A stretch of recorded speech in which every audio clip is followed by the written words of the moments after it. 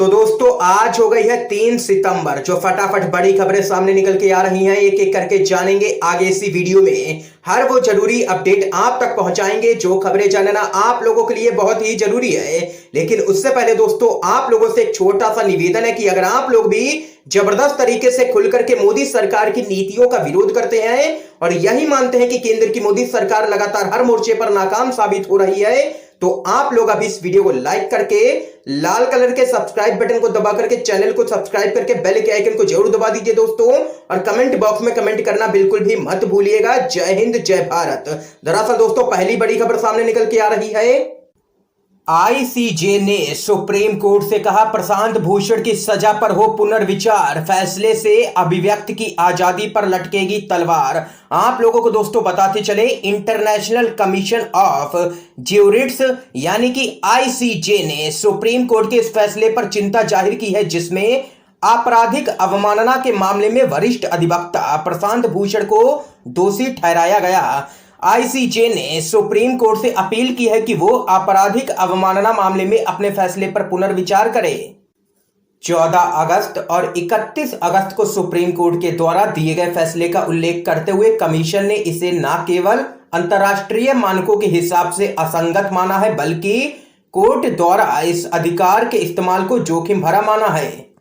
अपनी इन चिंताओं पर कमीशन ने कहा है कि 2 ट्वीट के लिए प्रमुख मानवाधिकार अधिवक्ता को दोषी ठहराने के फैसले का भारत में अभिव्यक्ति की स्वतंत्रता पर प्रभाव बहुत पड़ेगा। ये यहां पर दोस्तों आप लोग देख सकते हैं बड़ी अपडेट सामने निकल के आई है। आईसीजे ने सुप्रीम कोर्ट से कहा प्रशांत भूषण की सजा पर हो पुनर्विचार। इसके साथ ही दोस्तों एक और बड़ी खबर आप लोगों को बताते चलें।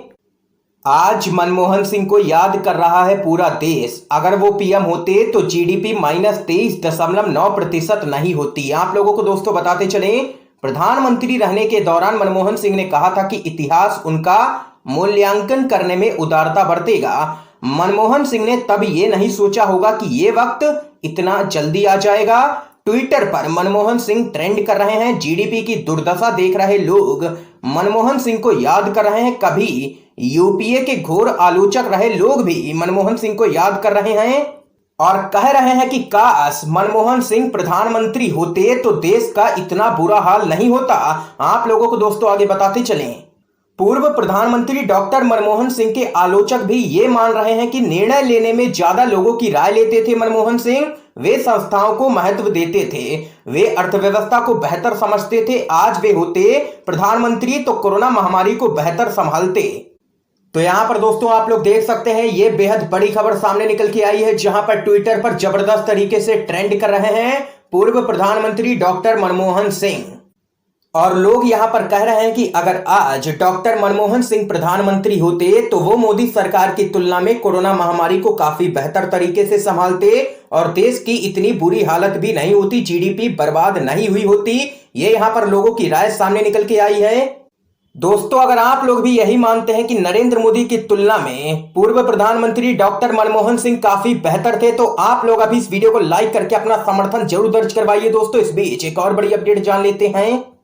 सांप्रदायिक और गैर जिम्मेदाराना बयानों से नफरत फैला रहा है यह चैनल। 91 पूर्व सिविल सेवकों ने सरकार को लिखा पत्र की कार्रवाई की मांग। आप लोगों को दोस्तों बताते चले विवाद का रूप ले चुके यूपीएससी जिहाद को लेकर के 91 पूर्व सिविल सेवकों के एक समूह ने गृह मंत्री अमित शाह को और सूचना एवं प्रसारण मंत्री प्रकाश जावड़ेकर को पत्र लिख करके सुदर्शन न्यूज टीवी चैनल के खिलाफ कानूनी और प्रशासनिक कार्रवाई करने की मांग की है। उनका कहना है कि सिविल सेवाओं में मुस्लिम अधिकारियों के साजिशन घुसपैठ या यूपीएससी जिहाद और सिविल सर्विसेज जिहाद जैसे बयान विकृत विचारधारा का उदाहरण और दंडनीय अपराध है। पत्र में हस्ताक्षरकर्ताओं ने कहा है कि ऐसे सांप्रदायिक और गैर जिम्मेदाराना बयानों से नफरत फैलती है और पूरे समुदाय की बदनामी होती है। तो यहाँ पर दोस्तों आप लोग देख सकते हैं कि 91 पूर्व सिविल सेवकों ने सरकार को लिखा है पत्र और सुदर्शन न्यूज चैनल पर कार्रवाई की है मांग। इस बीच एक और बड़ी खबर दोस्तों जान लेते हैं। पबजी समेत 118 और चीनी मोबाइल ऐप्स पर लगा बैन। आप लोगों को दोस्तों बताते चले मोदी सरकार ने एक फैसला लेते हुए पबजी समेत 118 चीनी ऐप्स पर प्रतिबंध लगा दिए हैं। इलेक्ट्रॉनिक्स और सूचना प्रौद्योगिकी मंत्रालय ने धारा 69(a) के तहत इन मोबाइल ऐप्स पर बैन लगाने का फैसला किया है। मंत्रालय ने कई शिकायतें मिलने के बाद बैन लगाने का यह फैसला लिया है। जारी बयान में सरकार की तरफ से कहा गया है कि ये ऐप्स राष्ट्रीय सुरक्षा के लिए खतरा थे, इसलिए इनको बैन किया जाता है। ऐप्स के बैन होने के बाद ही सोशल मीडिया पर पबजी ट्रेंड होने लगा है। तो यहां पर दोस्तों आप लोग देख सकते हैं कि मोदी सरकार ने पबजी समेत 118 और चीनी ऐप्स पर लगा दिया है बैन। इसके साथ ही दोस्तों एक और बड़ी खबर जान लेते हैं। 4 राज्यों के मुख्यमंत्रियों ने केंद्र सरकार से कहा, कर्ज लो पर जीएसटी का हमारा हिस्सा दो। आप लोगों को दोस्तों बताते चले, जीएसटी प्रणाली के तहत राज्यों के केंद्र से मिलने वाले पैसे के मामले ने काफी तूल पकड़ लिया है और राज्य सरकारों ने एक कड़ा रवैया अपना लिया है। अब गैर बीजेपी शासित राज्यों ने बगावत करते हुए केंद्र सरकार से साफ साफ शब्दों में कहा है कि उसके पास पैसे नहीं है तो वह बाजार से कर्ज लेकर उन्हें पैसे दे, पर उन्हें हर हाल में पैसे चाहिए हैं किसी भी कीमत पर। ये यहां पर 4 राज्यों के मुख्यमंत्रियों ने साफ साफ शब्दों में कह दिया है केंद्र सरकार से। इस बीच एक और बड़ी खबर दोस्तों जान लेते हैं। जेल से रिहा होने के बाद डॉक्टर कफिल खान का बड़ा बयान, कहा लोगों के अधिकारों का दमन करने के लिए एनएसए का इस्तेमाल कर रही है योगी सरकार। आप लोगों को दोस्तों बताते चले, जेल से रिहा होने के बाद डॉक्टर कफिल खान ने कहा है कि उत्तर प्रदेश में तो एनएसए कानून थोक के भाव लगाया जा रहा है। 100 से 200 लोगों पर एक साथ एनएसए लगा दिया जाता है बिना मामले की गंभीरता को जांचे परखे हुए। मेरा मानना है कि इस कानून को समाप्त कर देना चाहिए। इसके साथ ही डॉक्टर कफिल खान ने बताया है कि कैसे उन्हें प्रताड़ित किया गया। जेल के अंदर 5 दिन तक खाना नहीं दिया गया, 150 लोगों के साथ रखा गया। डॉक्टर कफिल ने आगे कहा है कि यह सरकार मेरे पीछे पड़ी हुई है, कभी भी मेरी हत्या हो सकती है। योगी सरकार मुझे किसी भी झूठे मुकदमे में फंसा सकती है, ये यहां पर कहना है डॉक्टर कफिल खान का। इसके साथ ही डॉक्टर खान ने आगे कहा है कि फिर भी चुप नहीं रहूंगा, सच के साथ हमेशा खड़ा रहूंगा। इस जुल्म के दौर में जुबान अपनी खोलेगा कौन, अगर हम भी चुप हो जाएं तो फिर बोलेगा कौन, ये यहां पर कहना है डॉक्टर कफिल खान का। इस बीच एक और बड़ी अपडेट दोस्तों आप लोगों को बताते चलें।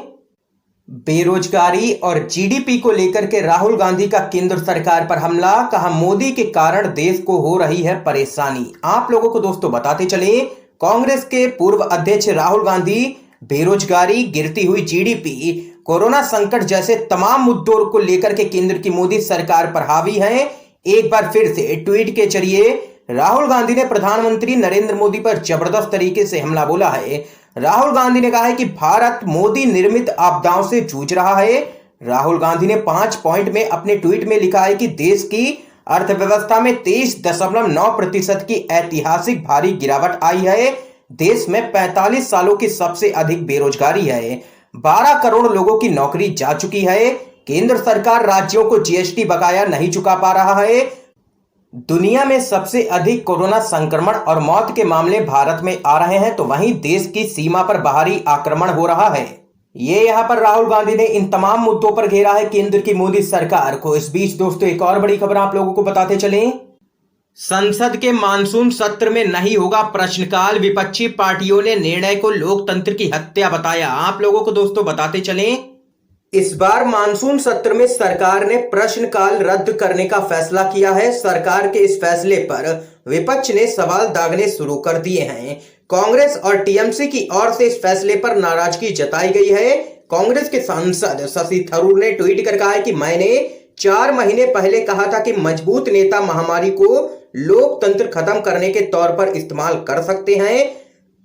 सत्र का ये नोटिफिकेशन बता रहा है कि इस बार प्रश्नकाल नहीं होगा। हमें सुरक्षित रखने के नाम पर यह कितना सही है आखिर। थरूर ने आगे लिखा कि लोकतंत्र में सरकार से सवाल पूछना ऑक्सीजन की तरह है, लेकिन यह सरकार संसद को एक नोटिस बोर्ड की तरह बनाना चाहती है और अपने बहुमत को रबर स्टैंप के तौर पर इस्तेमाल कर रही है। जिस एक तरीके से जवाबदेही तय होती है उसे भी किनारा किया जा रहा है।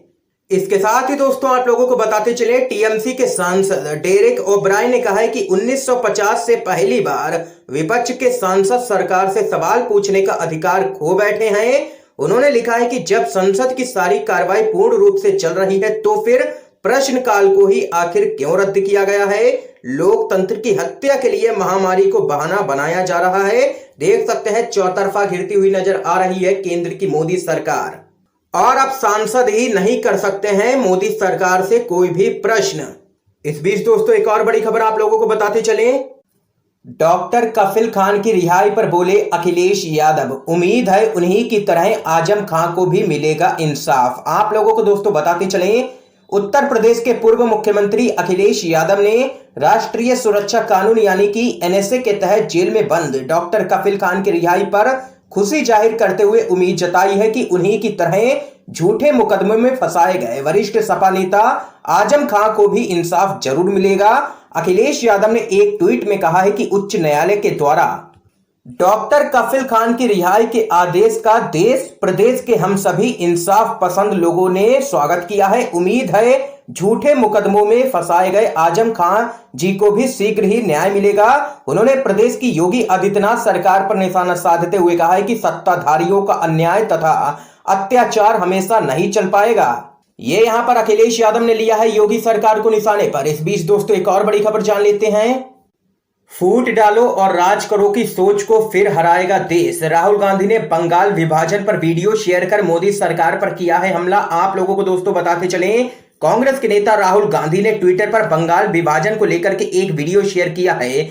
इस वीडियो में विभाजन की नीति, देश में फूट डालने की नीति और इसके खिलाफ कांग्रेस की लड़ाई की बात की गई है। राहुल गांधी ने अपने आधिकारिक ट्विटर हैंडल पर इस वीडियो को शेयर किया है। इसके साथ ही राहुल गांधी ने लिखा है कि देश एक बार फिर फूट डालो और राज करो की नीति को हरा देगा। उन्होंने अपने ट्वीट में आगे लिखा है कि फूट डालो और राज करो एक घिनौनी नीति थी और हमेशा ही रहेगी। ऐसी सोच को देश ने पहले भी पराजित किया था और आज भी जरूर करेगा, क्योंकि भाईचारा और सद्भावना हमारे लोकतंत्र की नींव है।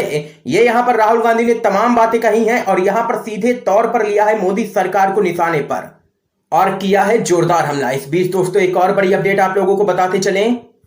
फेसबुक विवाद, कांग्रेस के बाद टीएमसी ने भी जुकरबर्ग को लिखा पत्र, भाजपा से मिली भगत के सबूत होने का किया बड़ा दावा। आप लोगों को दोस्तों बताते चलें, कांग्रेस के बाद तृणमूल कांग्रेस यानी कि टीएमसी ने फेसबुक के सीईओ मार्क जुकरबर्ग के समक्ष भाजपा के प्रति झुकाव का मामला उठाते हुए दावा किया है कि इस मामले में सार्वजनिक तौर पर पर्याप्त सबूत मौजूद है। ये यहां पर कहना है टीएमसी का। इसके साथ ही दोस्तों एक और खबर आप लोगों को बताते चलें।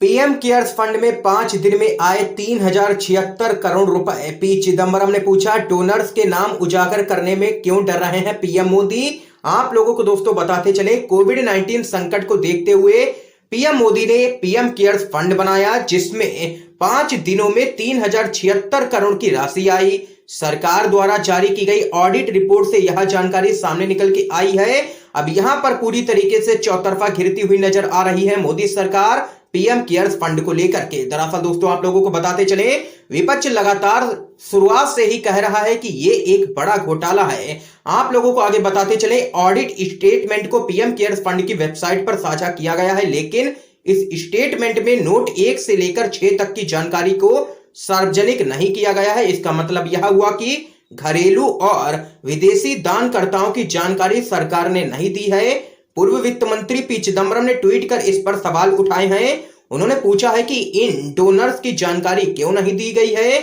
उन्होंने पूछा कि प्रत्येक अन्य एनजीओ या ट्रस्ट एक सीमा से अधिक राशि दान करने वाले दानकर्ताओं के नाम प्रकट करने के लिए बाध्य हैं। इस दायित्व से पीएम केयर्स फंड को क्यों छूट दी गई है। उन्होंने पूछा है कि दान पाने वाला ज्ञात है, दान पाने वाले के ट्रस्टी ज्ञात है, तो ट्रस्टी दानदाताओं के नाम उजागर करने से आखिर क्यों डर रहे हैं।